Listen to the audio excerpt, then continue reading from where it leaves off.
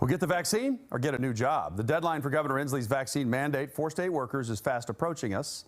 Thanks for joining us. I'm David Rose. And I'm Jamie Tompkins. In order to be fully vaccinated by October 18th, unvaccinated employees will need to roll up their sleeves soon or face termination. The decision could greatly impact a response from first responders in one South Sound County. And Q13 News reporter Olivia Lavoie picks it up from there.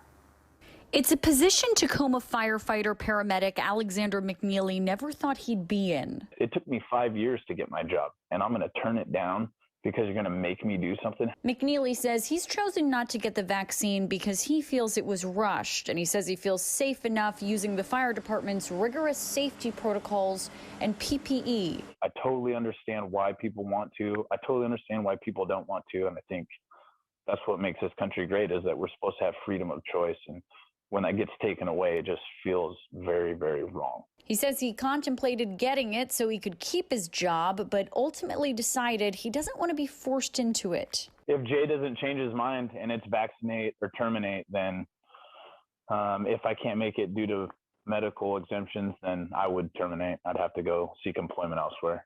And McNeely isn't alone.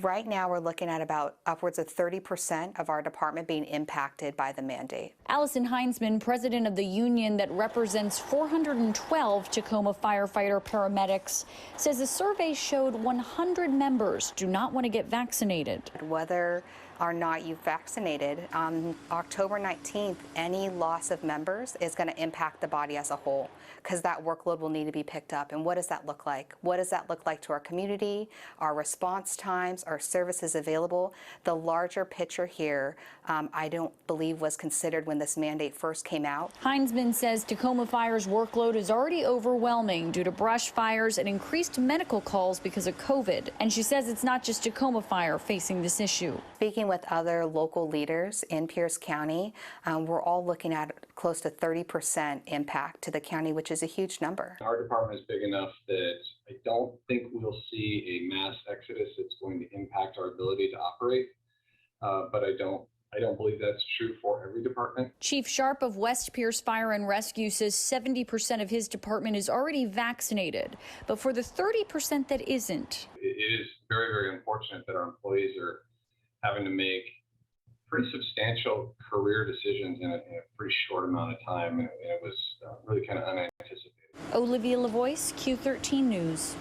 Well, the governor's mandate does allow for a religious and medical exemption, but Heinzman says the departments haven't been given any guidance, so they're not sure what will qualify. Heinzman says she has written to the governor's office to ask them to make exceptions to the vaccine mandate. The response she received reads in part, quote, "We deeply considered requests for a test out option, listened to stakeholders, engaged local leaders, and ultimately determined it is infeasible and ineffective to address the crisis at hand." We've got that full statement in this story on our website, Q13FOX.com.